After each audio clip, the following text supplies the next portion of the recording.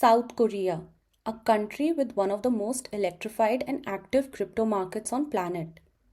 Every day, trading volumes on Korean exchanges like Upbit often surpasses those of country's own stock exchanges. Nearly 1 in 6 adults now hold crypto, and among young people in their 20s and 30s, it's even more common. Welcome to Block Recap, simplifying crypto one story at a time. Today, let's discuss South Korea, but more importantly, its new regulation, the Digital Asset Basic Act, DABA. But first, why is South Korea so deep into crypto? Well, there are some reasons behind it. First off, lightning fast internet, a strong gaming and tech culture, and an early embrace of digital payments. Add to that the rising house prices, high youth unemployment, and limited financial mobility. And crypto starts looking like one of the few real opportunities for young people to build wealth. But this growing market exists inside a heavily controlled system. Korean exchanges are required to use real name bank accounts, verify customer identities, and comply with strict rules on transfers. Privacy coins are banned, anonymous wallets are blocked, and every large transaction is monitored. The government's message is clear: crypto is allowed, but only under close supervision. And now, the country is stepping it up even more.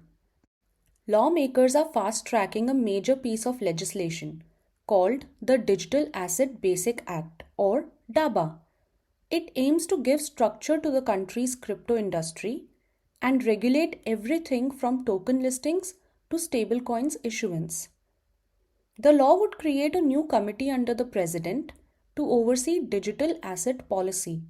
It also introduces licensing and approval rules for companies that want to issue stablecoins, digital currencies tied to the Korean won.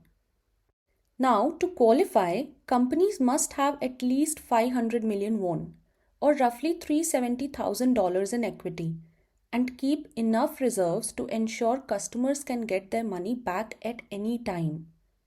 Stablecoin issuers will need approval from the Financial Services Commission, and the law includes rules to protect users even if the issuer shuts down.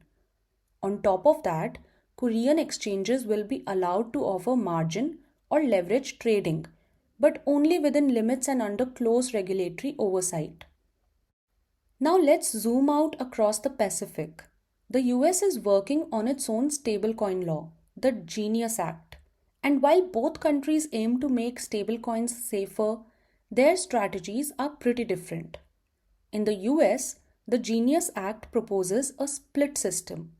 Large issuers will be regulated at the federal level, while smaller ones could operate under state rules. It also focuses mainly on payment stablecoins, avoiding broader digital asset regulation. South Korea, on the other hand, is going for a more centralized model. Every stablecoin will need direct approval from Financial Services Commission. The law also covers wider range of digital assets and introduces market oversight through new review and monitoring committees. Seems so fast-paced. Why are both countries moving so quickly? The answer is in the numbers. In one quarter alone, Korea saw over 57 trillion won in stablecoin trading volume. That's mostly USDT and USDC.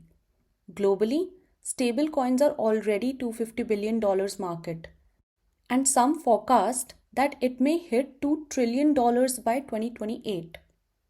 Korea doesn't want to miss the boat. They would rather have homegrown, won-based stablecoins than rely entirely on US dollar-backed ones. It's about sovereignty, about not letting the dollar dominate the digital future too. But there are risks. If the rules are too strict, companies may shift operations abroad. If the rules are too loose, we could see repeats of past failures like Terra, which collapsed and wiped out billions in value, much of it from Korean investors. And there's another angle to this. Hear me out. If US stablecoins gain legal clarity before Korea's own coins are launched, they might become the default option for Korean users too, further cementing dollar's role in global digital finance. That is something Korea's financial authorities would rather avoid.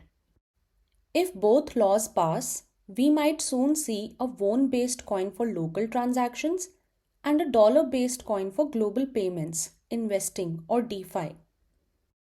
Banks may feel the heat.